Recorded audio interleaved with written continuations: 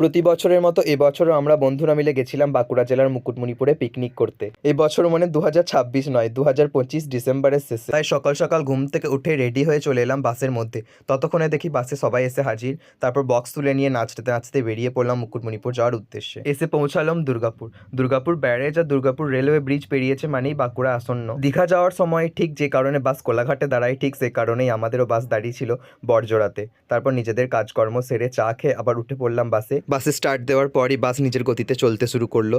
তারপর মাঠ ঘাট পাহাড় রাস্তা সব পেরিয়ে এসে পৌঁছালাম আমরা মুকুটমণিপুরে। বাস যেখানে দাঁড়িয়েছিল তার থেকে বেশ অনেকটাই দূরে ছিল পিকনিক স্পট, তাই সবাই গুটি গুটি পায়ে এগিয়ে পড়লাম। আমাদের মুকুটমণিপুর পৌঁছাতে পৌঁছাতে প্রায় 1টা বেজে গেছিল। পুরসা থেকে বাঁকুড়া জেলার মুকুটমণিপুর প্রায় 134 কিলোমিটার রাস্তা। গোটা মুকুটমণিপুরের পিকনিক স্পটগুলোকে প্রায় 4 ভাগে ভাগ করা হয়েছে, part A, part B, part C, part D. আমাদের পিকনিক স্পট ছিল পার্ট এ, আর আমাদের এসব জানাও ছিল না আর আমাদেরকে বলে দেওয়াও হয়নি, তাই আমরা চলে গেছিলাম ভুল করে পার্ট ডি তে।